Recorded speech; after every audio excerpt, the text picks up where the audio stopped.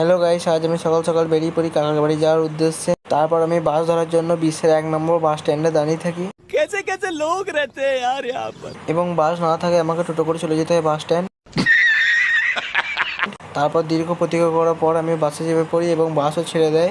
আমি যখন ধানের জমি দেখতে দেখতে এগিয়ে যাই, হঠাৎ করে আমার চোখে পড়ে আমার বাবার ছোট ছেলের না হওয়া কাগজ মিল। দেখতে দেখতে আমি এগিয়ে যাই। তারপর আমি ইয়া বড় বড় বাড়ি দেখতে দেখতে চলে আসছি বর্ধমান শহর, এবং বর্ধমান শহরে ঢুকেই দেখতে পাই বড় বড় 3টে থাম। क्या बात कर रहे हैं। তারপর বুঝতে পারলাম এটা থাম না, এটা বর্ধমানের ওভারব্রিজ, এবং আমি ওভারব্রিজ দেখতে দেখতে চলে আসি। তারপর বাস থেকে নেমে চারিদিকে একটু গভীরভাবে পর্যবেক্ষণ করে চলে আসি বর্ধমান রেলওয়ে স্টেশন, এবং আমি স্টেশনে বসে বসে একজনের জন্য অনেকক্ষণ ধরে অপেক্ষা করতে থাকি।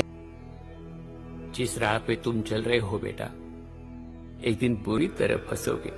তারপর হঠাৎ করে তার মুখ চোখে পড়ে, আমি আনন্দে দিশাহারা হয়ে পড়ি।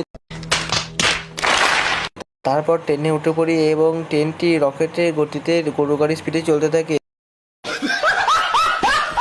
পর 1 ঘন্টা 30 মিনিট দীর্ঘ তপস্যা করার পর আমি নেমে পড়ি দুর্গাপুর রেলওয়ে স্টেশন, এবং এই ট্রেনটিতে চাপার জন্য আমি টিকিট কাটতে যাই। তখনই দেখি টিকিট কাউন্টার বন্ধ, তাই আমার এই ট্রেনটাই আর চাপা হয় না।